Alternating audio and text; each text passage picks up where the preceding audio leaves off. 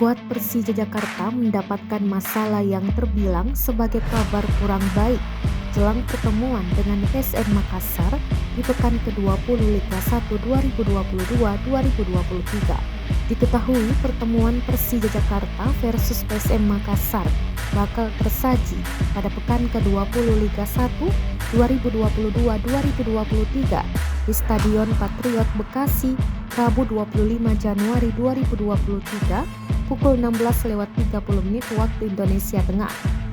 Laga Persija Jakarta versus PSM Makassar tentunya merupakan partai super big match Liga 1 2022-2023. Pasalnya Persija Jakarta dan PSM Makassar hingga saat ini berstatus sebagai tim calon juara.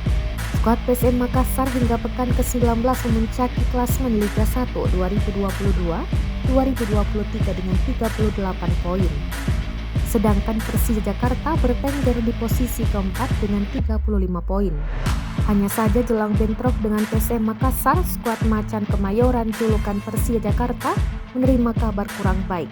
Dikabarkan Persija Jakarta ditinggalkan salah satu sponsornya. Dilansir dari laman resmi Persija Jakarta, Senin 23 Januari 2023, Persija Jakarta dan salah satu sponsornya, KSG Indonesia, sepakat untuk tidak melanjutkan kerjasama.